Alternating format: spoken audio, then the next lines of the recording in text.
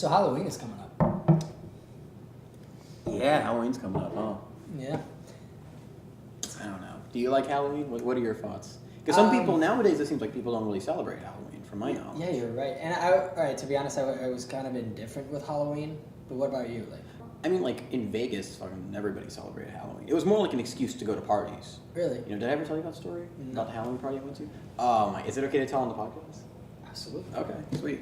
This was maybe like my junior year of high school, so I didn't have like a ton of friends per se. Okay. So I was kind of like introverted, and I didn't really like, I stayed inside all day. I was a little bit depressed.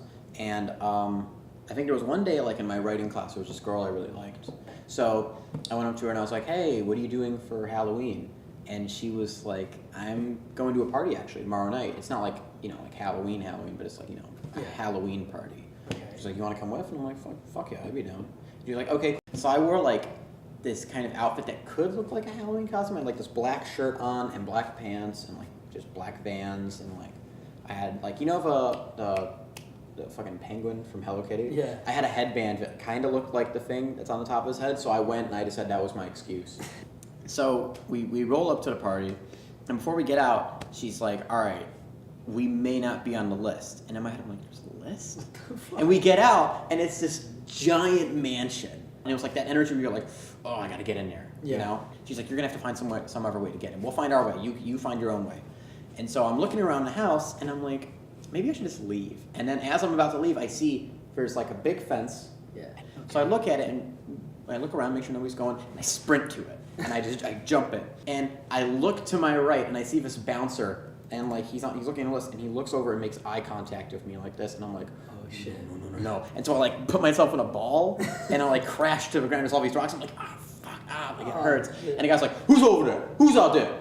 And like in my head, I'm like, I'm gonna die in this yard. So I'm balled up, and then he starts walking over. He's like, you two, right there, get back over. And I look behind me. These guys dressed like Mermaid Man and Barnacle Boy were trying to sneak in with me, and they got caught instead of me.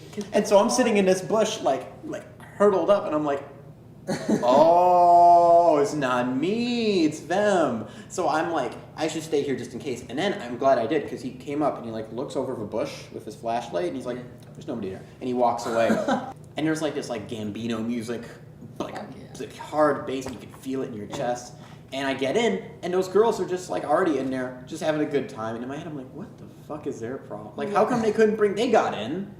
Maybe like an hour goes by, the cops show up because somebody passed out, and somebody called 911 because they thought his pulse stopped. They thought his pulse stopped, it didn't.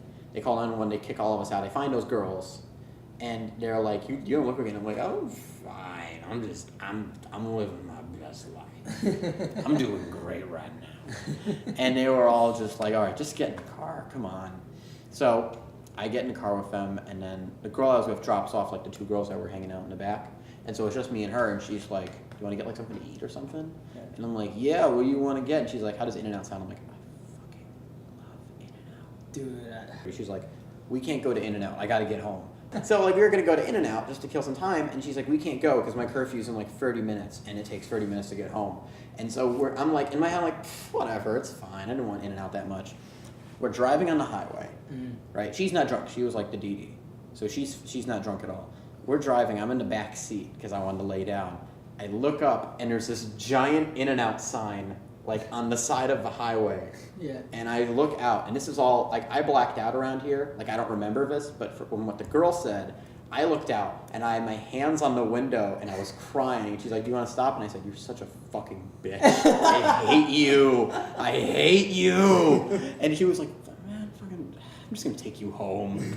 And then she dropped me off at home, and I just got in bed, and I woke up the next morning, and I'm like, man, I could really go for In-N-Out. And that's my first Halloween party, I guess. So Halloween in Vegas was like completely different. Yeah, I can see that. The moral of the story, if there is any shit. moral for our viewers, our little baby boys, is if you're gonna go to a party, go on your own, because you don't want to be coming home at like 10:30 at night, craving In-N-Out, and you can't have it because your friends brought you down. You got to live your own life, you know. That's the moral of the story. That's true. And now I go to art school where all the parties are in an elevator ride up. So